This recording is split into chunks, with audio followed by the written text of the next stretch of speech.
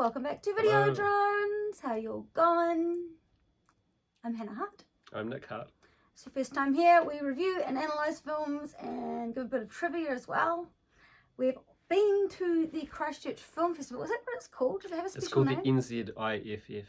The NZIFF. The New Zealand International Film Festival. We have indeed, which is why we haven't uploaded anything for a while, because we have been drowning, swimming in films and filmers, and it has been a wonderful, wonderful week indeed. And we saw some films that haven't even been released in other parts of the world or won't be released for ages, yes. Apparently.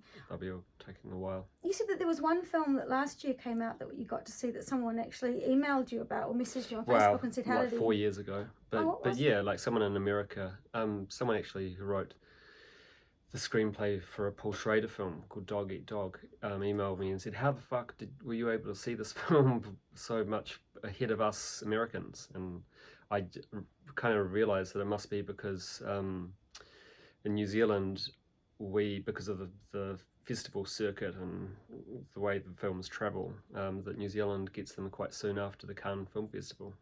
Lucky us, So getting a little peek into things. What film was that? Do you remember? Dog Eat Dog. Well, I don't remember what the film that he was asking about was. I feel pretty. That's what a long time ago. We're usually pretty behind things in New Zealand, so that's quite cool. Well, actually, people are trying to change the name of New Zealand to Aotearoa, which I think is a much better name, because how boring is New Zealand? It's like, okay, so it's like Zealand, but the New Zealand, it's just named after another place, whereas Aotearoa is the Māori word for land of the long white cloud, which is actually what it looks like apparently, especially if you're coming over here in a waka. So I'm all for changing New Zealand to Aotearoa. So be careful, you might get in trouble for using Māori words. Only with I'm just fragile white I'm joking. Didn't you just say you read something? Fragile white people are really scared of the Māori language. They're kind of like, how dare you use things like kapai and kia ora, Whittaker's chocolate bars. Yes. It's a bit ridiculous. But yeah. So yeah, from Aotearoa, we're bringing this to you. First film that we're going to cover, there were a few that we saw that we decided we weren't going to review, like Family Dinner. So it just sucks. Which sounded on paper like a fantastic film. Yeah. It was not. It was the most obvious, like, boring. It felt like a film student's sort of like first short film that fleshed into a full film. No surprises at all. And it was a real pity because it was produced by Ant Timpson, who used to put on the Incredibly Strange Film Festival here in New Zealand, and he directed Come to Daddy and produced The Greasy Strangler. So he is, he's got a good track record. He's got a really good track record. I'm not quite sure what happened there. We probably got into it with the best of intentions. We did. And you can't really take back your producing credit after the film turns out to be a stupid mess. So yeah, that was really disappointing. Yeah, not a good film. But everything else was really good. It was a really, really, really good year. Big ups to Nick Paris of the Lumiere for getting it all together. He said he was running on cortisol alone. But he did a fantastic job bringing us so many cool films. So the first film that we're going to cover is Flux, Gourmet, written and directed by Peter Strickland. You may be familiar with his work. He did the amazing, this is more of a pure horror, is In Fabric. Yeah. It's still not even pure horror, but it's the most horror that he's really done. I mean, all of his films have little bits of horror, at least in the giallo kind of inspired, which is a horror subgenre. But yeah, In Fabric was my favourite of his films. It's so cool. And we've got the Romanian actress Fatima Mohamed playing LDL. And she was also in Fabric, sort of this witchy saleswoman. That she's just so good. I absolutely love every scene she's in. She's just fantastic. She's so cool, so witchy and amazing. And the other film that he did was Barbarian Sound Studio. Barbarian Sound Studio, which is really all about sound, and he's revisited this with Flux Gourmet. Yeah, I really like that film. It's got Toby Jones is the main character, and it's all sort of about the scoring of Italian giallo movies, which we're super into, especially Nick. It feels like he's gone back to that a bit with this film, because it's sort of about sound. I must say, creating sound. Sorry. Sorry, I must say there wasn't a lot of horror in this. I would say this is more of like a very black comedy, bit of an absurdist satire. But if you're expecting like horror, I wouldn't say it's a horror at all. No, I mean, it's got some John Waters-ish moments in terms of fecal matter. So I mean, that's quite horrific to some people, and like not to us. not to us so much. Also, it's a little bit of a spoiler the whole time that this feces scene was being played out. I was like, I bet that's actually just chocolate mousse or something. And it kind of was. Of course. So don't be too grossed out. Yeah. You know. There were about 20 people involved in the sound department category for this film, and Foley, sound effects, sound designing. So there's, you know, a lot of people, but I couldn't really pin down who exactly was behind the sounds that this group of making. Sorry, I should backpedal. So I was going to backpedal too. There you go, backpedal. The chocolate fecal matter thing. A lot of people said that they think that Two Girls, One Cup film is just using chocolate stuff. You know that film? It's like I've heard of it. It's like a scatological I don't kind want of. to see it. Yeah, I mean, I've just seen the trailer, but I think it's not a long movie or anything, is it? Well, it's a porn film. I don't know. I don't know how long it is, but a lot of people said that doesn't look like real shit. It looks like chocolate mousse or something. So which reminded me of that. Yeah. So I don't know. I didn't freak out too much about that particular scene in this film. I wasn't. Yeah, I just was like, nah, there's no way. We've got the main. Sorry, I was backpedaling again. There's some great YouTube videos with people showing their grandmothers the trailer for the Two Girls, One Cup. It's quite funny, so you should look it up. It's hilarious. It's just so funny. It's a very weird. Ugh. Okay, briefly we'll run through the cast and a little bit about the plot. So Asa, his last name is Butterfield. Asa Butterfield. He was Ender in Ender's Game. Great book. Unfortunately, the author's a bit of a dick, but quite a cool movie. Who's the author? Oh, I can't remember his name. Oh, okay. But I loved Ender's Game. My sons were reading it when they were a lot younger, and they gave it to me to read, and I thought, gee, this is a fantastic book, but he's got some problematic views. Not in a like annoying like woke way, but he's kind of a huge dick. Right. His middle name apparently is Bop, so he's Asa Bop, after the Hale-Bopp comet, which was apparently in the sky when he was born in 1997. Incidentally, that is the same comet that the Heaven's Gate cult believed had a spaceship in the sort of trail of the comet, and that's when they performed their, well, some people say it was ritual suicide, but I would say they left their vessels and they transcended into another realm. So that's pretty interesting. He doesn't like his names, but I think that's actually a great name. He's also the main character in Sex Education, which is a show my sons, as they got older, put me on to. Great show. Such cool fashion. I actually kept thinking, like, is this set in the 80s or like 90s? What's going on here? But then they had cell phones and my kids just told me, no, that's just the fashion. I'm like, well, sweet. Apparently I've been buying new clothes that are totally in fashion for a while now from op shops. We've got Gwendolyn Christie as Jan Stevens. She's that gorgeous, tall creature from Game of Thrones. She plays Lucifer in Sandman, which is not the best, but she's so cool as Lucifer in Sandman. She wears these ridiculous but amazing costumes. There's one scene where she's in bed and she's wearing this sort of like satiny rabbit's ears sort of outfit. It's amazing. I loved her outfit. I was living. Actually, the costuming in general was just so cool in this film. We've got Ariane Labed playing Lamina Propria. She was in The Lobster, if you've seen that. And then we've got Marcus Papadimitrou. I don't know how he says it. Sorry for mispronouncing I probably butchered that one. He plays Stones, and he's sort of this endearing Brissonian narrator who's sort of documenting everything that's going on. So it's really cool crew. It's basically about Gwendolyn's character, Jan Stevens, is, I guess, she funds artists in residence. This is a 3-week artist in residence. This happens a lot, yeah. She's, obviously quite wealthy. She's got this massive house, but she puts the artists in this tiny little room where they're all sleeping together, which seems a little bit cruel, and she's got I'm sure mansion. that happens a lot too. But she's sort of It's an artist in residence. She does these workshops with them, which involves them sort of imagining they're walking through a supermarket. I love those scenes. It's this gorgeous turquoise background, visually really stunning. Oh, the cinematographer was Tim Seidel. I can't say I know of anything he really has done before, but he's probably done his other films. No, he hadn't really? actually. Yeah, I looked him up and I don't think he had. But really cool cinematography. But more than that, it's just the way that it looks. The costumes, the colours they use, quite jello-ish.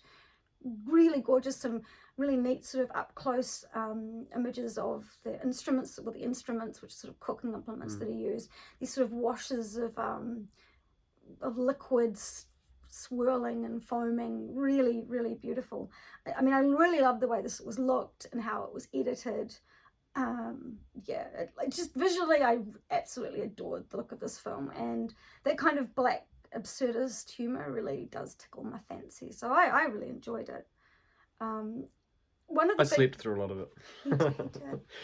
I was just tired, and also I should say that I have gone to university, spent 4 years in a fine arts department studying painting, and so the whole artist residency thing, and like the sort of a pastiche of wankiness in the art world is very sort of something I'm very familiar with, that I've sort of seen firsthand, and it was done very realistically, even though it was sort of, you know, a comedy.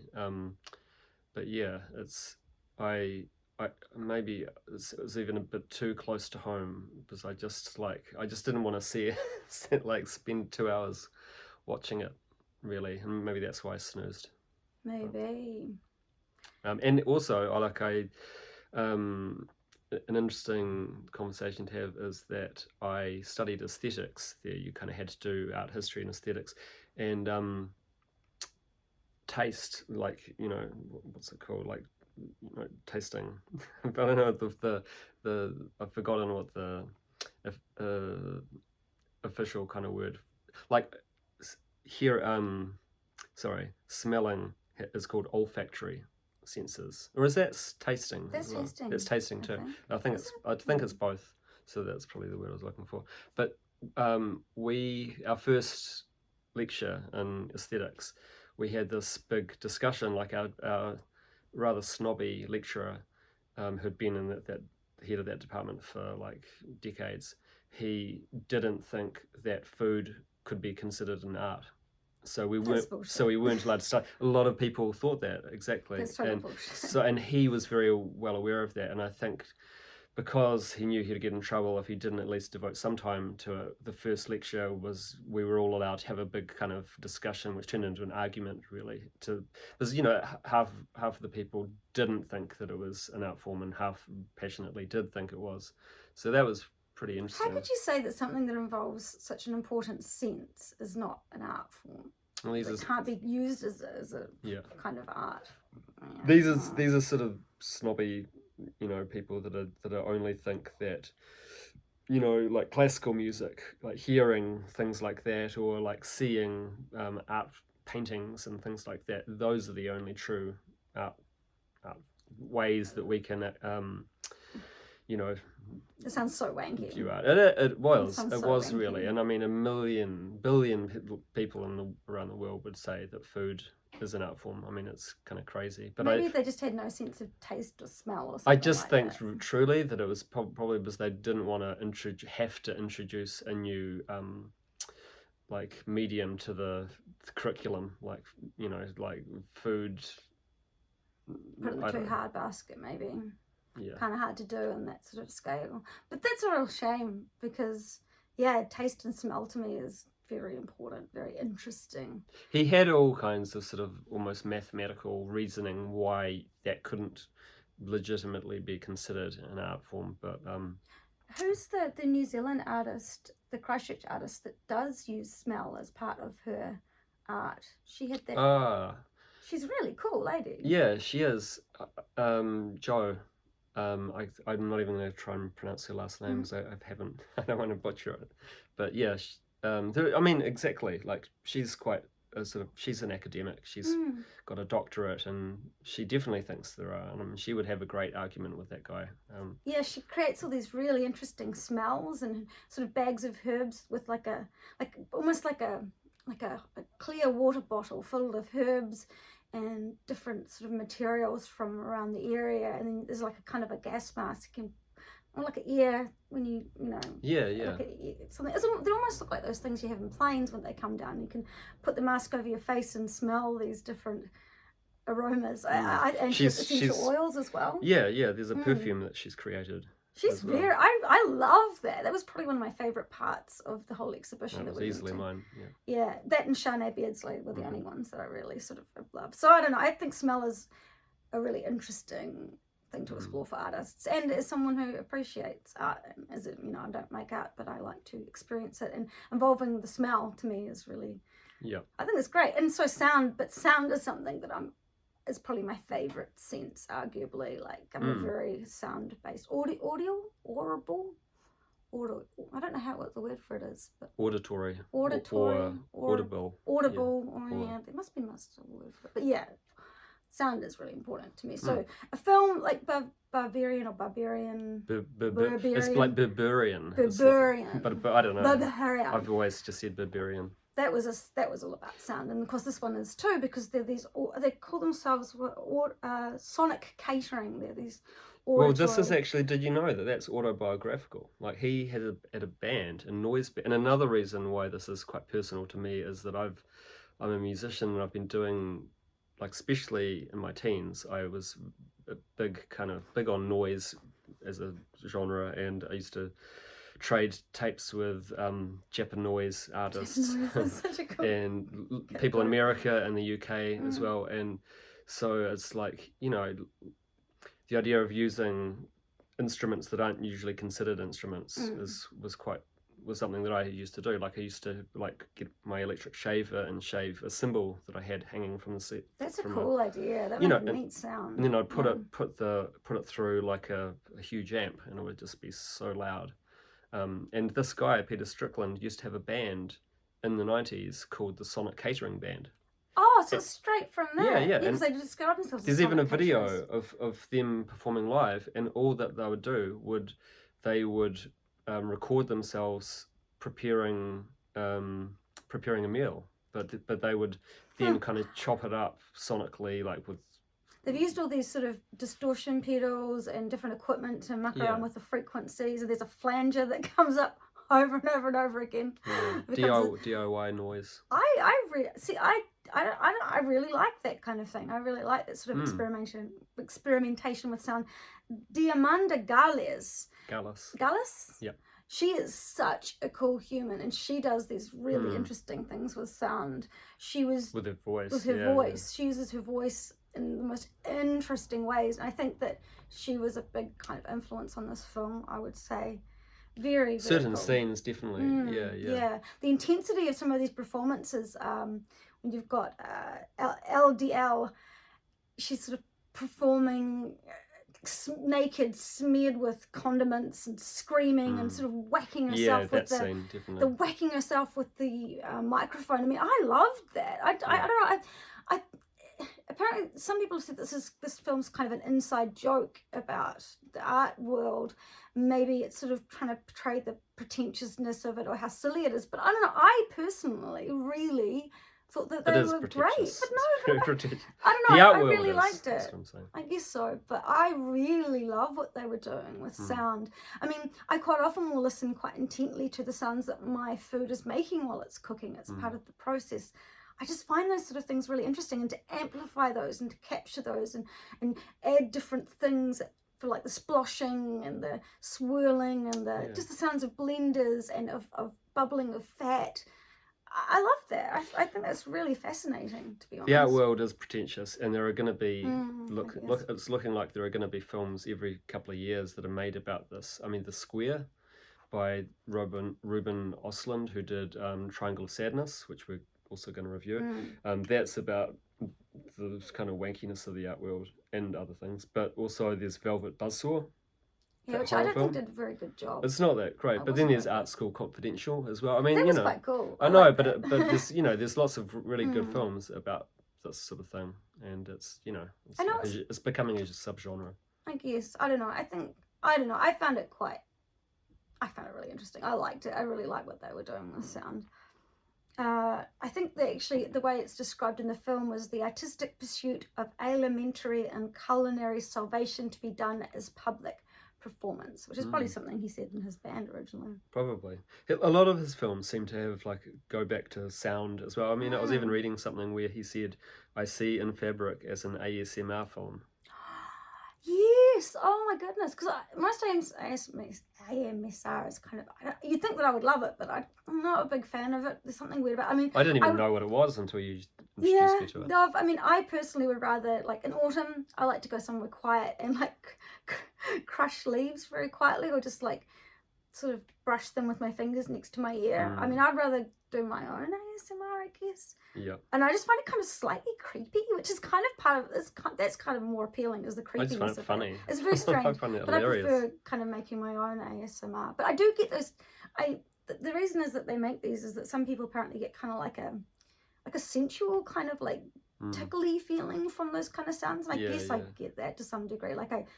Almost like drool sometimes. It's like a delicious sound. To me, it's almost activates my taste buds with how delicious the sound is. I've done quite a lot of field recordings where I'll sort of throw acorns into a little pond, or crunch up bits of rotten wood. I haven't done anything with it, but you'll find a little spot on the beach where the water's running and it's dripping off, and just I love capturing those sort of sounds, or even just listening to them.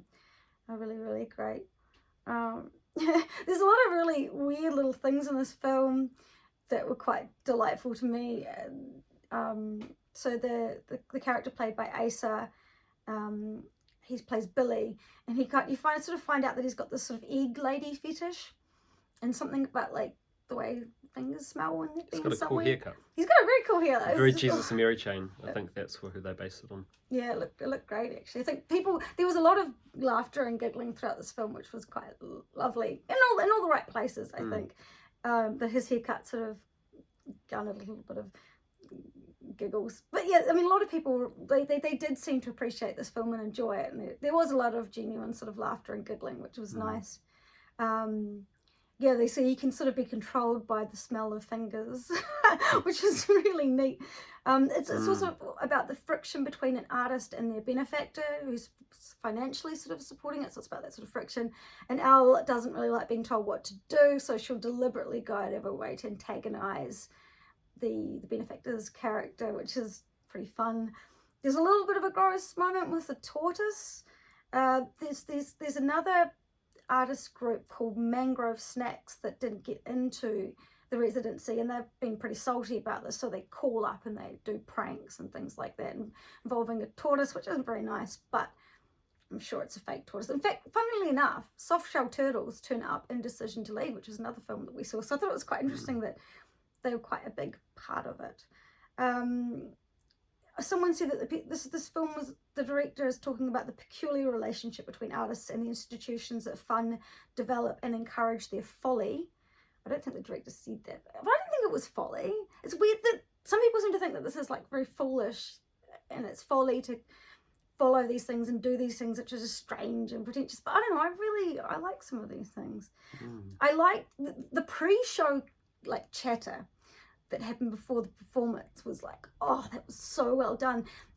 It sounds like they're talking, but they weren't. They were just kind of making the sounds of conversation, so it wasn't actually conversation, and it really summed up that, that is quite wanky, the sort of the way that people sort of mutter amongst themselves in art galleries, right? But I love the sound that they used of all these people standing around waffling on about art. It sounded just like the sort of thing that you would hear in one of those situations, but it was just sort of garbled noise. I really enjoyed that. And then afterwards, there's this thing that happens, so the audience gives tribute to the artists, and this tribute manifests in a kind of an orgy scene. And I thought that was really clever because, a lot of artists, they'll sort of swan around and be just absorb all the compliments. And it seems to me very, very wanky. In fact, whenever I perform music, I used to just run away after I perform because I hate I hate that. Like, oh, it was so good. Oh, that was amazing. You know, all that sort of stuff makes me really, really uncomfortable. And so I thought that's kind of how I do feel about artists that are like love. They do it for the aftermath, for the praise, instead of for the act itself. And that's another interesting sort of concept to explore. And I think the film did that. You know, some people get into music because they want the attention. They want to like have people like go, oh, you were so good, and groupies and stuff. In fact, the one time I did stick around after a gig, this girl bit me really hard. What? Yeah, really hard, because she was like, you're so sexy, and chomped me. Oh, right. She bit me like really hard, and that was the only time. As a compliment. I guess it was a compliment. A random girl biting love me? bite. That was a bit weird. I always had girl groupies. Like, the guys were all really scared of me because I was pretty aggressive on stage, but the girls, they loved me. So I mean, that's not so bad as far as groupie goes, but I wasn't interested in interacting with the fans. I just like performing. It's something I feel like I've got to do, otherwise I go a wee bit crazy. There's the doctor, the resident doctor. He's always got a glass of white wine, and he's very droll, very old school, kind of awful. The chap Stones, who is doing the documentary and doing interviews with everybody, he has this thing where he's got some sort of intestinal issue going on that Dr. Glock sort of is trying to diagnose him and doesn't, you know, it goes through the process of trying to diagnose him and initially sort of blows it off, and then it becomes more serious. He's not a very good doctor. He's a terrible doctor. He's a terrible person. Like a lot of doctors, probably. Like a lot of doctors. But he has a lot of flatulence, and he has a lot of diarrhea. And of course, he's in this one room, very small room, with like the 3 performers and himself, and just he's so humbly kind of like quietly states how difficult it is to hold your farts and to time your flushes with your poops. And I don't know, I thought that was really interesting. To me, it's not really gross. I know it's one of those taboo things, but everyone farts, everyone shits, everyone gets stomach upsets. And the way he's just sort of trying to hide all his farts, and he manages to escape outside to fart, but then, you know, one of the artists comes and starts talking to him. So that little side story to me was quite charming. In fact, it ends up, it's not really a spoiler, but there's a scene that involves a colonoscopy that's been performed that's made into a performance. I didn't think that was too weird, actually. Some people think it's so weird, but the sounds and the sights of the camera going through the colon, I mean, that's kind of an interesting. Pretty interesting. That's the way that Uncut Gems opened with yes, with old Adam Uncut Sandler. Gems. Uncut Gems. I was just hoping that. It's not Uncut Gems. Having a colonoscopy, and it like it started with, didn't it start with in Africa, those diamonds, those what do you call them, those opals, I love opals and so much. they were in a cave, and like a metaphor, it was like a cave going into his ass, like in New York, coming out or something. I don't know, I think the idea of like showing medical procedures is quite interesting myself. I've had to undergo a few of them. I'm totally knocked out for them, but I kind of sometimes wish I could watch like the inside. It'd be really interesting to see the inside of my intestines. I was given a DVD of the operation where I had kidney stones removed. Wow. Or like blasted. They like put a warning about from what I'm about to say, but they put a how was it done? I'm pretty sure they put like a camera up my urethra. Oof. And like or I remember, maybe it wasn't that, but like I remember after the operation I had to like, I was sitting in a bath and there was like this wire going right into my stomach through my urethra that I had to pull out by hand myself, and blood was pissing everywhere. So brutal. It was quite something. I'm glad they gave you a DVD after all of that. Yeah, I know. Yes. Gosh, I mean, the stomach makes some really interesting sounds. Every now and then I think I wish I could record it, but stomach sounds are quite erratic. You'd have to stand there with the microphone all the time. Well, if you know there's something weird that you've eaten that does that, or maybe just don't eat for like a day. Get the grumble. Actually, I ate a whole bunch of like Korean daikon radish the other day, and I think that did something really weird to my stomach. But I like eat way too much of it. It's freaking, I love the crunch of it. Little notes of sound. Robert Bresson wrote, "A sound must never come to the help of an image, nor an image to the help of a sound. And the ear goes more towards the within, the eye to the outer. I thought that was That's really from cool the quote. Notes on the Cinematograph, which is probably my favourite book of all time. Cinematograph. Yeah, Bresson calls filmmaking the cinematograph. But it's this book, sort of less than 100 pages, but it's like, you know, I'm not even a filmmaker these days, but it's like the things that the aphorisms that he wrote can apply to lots of different mediums of creating art, like writing and painting. And he was a painter first. I'm going to start diverging if we talk about Robert Bresson. But that character, wasn't he, like, his narration? Stones? Yeah, his narration was a bit Bressonian. Yes. And yeah. that it was sort of, you know, divorced from the proceedings, and we were kind of like, we sort of saw the film through his mind, similar to Diary of a Country Priest or Pickpocket as well. Yeah, we don't normally like narration in films, but I thought this was quite sweet, actually. It's a different way of doing it. I like it like this. I just hate the sort of American sort of narration. Yes, exactly. No, it was well done. Very cocky narration. I really don't like that. Another quote from the film I really liked was Billy just saying, "I like making noises," and yeah, I like making noises as well. I like that. That's a really interesting concept that the ear goes more towards the within, the eye to the outer. I mean, I think it's really interesting that, you know, that sound could be, our experience and our interaction with sound could be a more of an internal process. Yeah, I think that's a very interesting thing to say about sound and vision. Yeah. Thinking about influences in other people's work, one thing that made me respect Peter Strickland a little bit less was that he said he does not like the work of Mike Leigh or Ken Loach. I don't really care about Ken Loach as much, but Mike Leigh, how dare he say that? But yeah, I don't know, it's weird that because... That really made you not like him as much. I don't know, they both have a similar sense of humour, but I mean, a film like... I don't know. Mike Leigh is quite a funny director. You thought it might be because he doesn't like the social. Realistic and kind of gritty. Well, I don't see Mike Leigh as that realistic, really. But you know, like sort of scungy flats. It's not really. Yeah, like, that's realistic. Yeah. But I mean, yeah. Unpleasant people, cruelty, things like that. Yeah. I don't know. They're not beautiful films either. They're more kind of. He said, "I'm not a fan of those directors. If I were a film financier, I would fund them, of course. There is an important place for them in cinema, but those films are not to my taste." Yeah, apparently he comes across as being a little pretentious, a little too fond of himself, perhaps in interviews. I haven't seen them. But personally, I thought this was a great film, and I didn't think it was that weird. I thought it was quite beautiful and quite fun.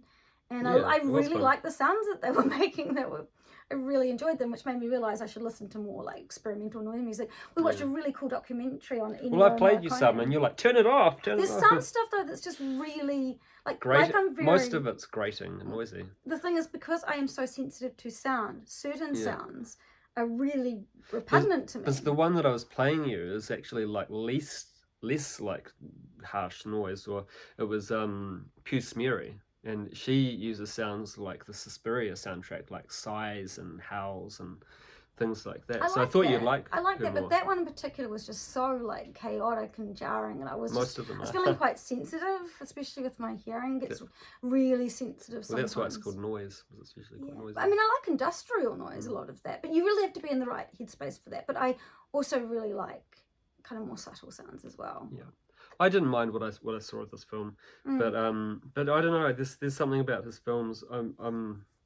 Since In Fabric, I'm a lot more like kind of on the lookout for a new film that he's made. But yeah, this film and the other few that he's made, I didn't hate them or anything, but I like.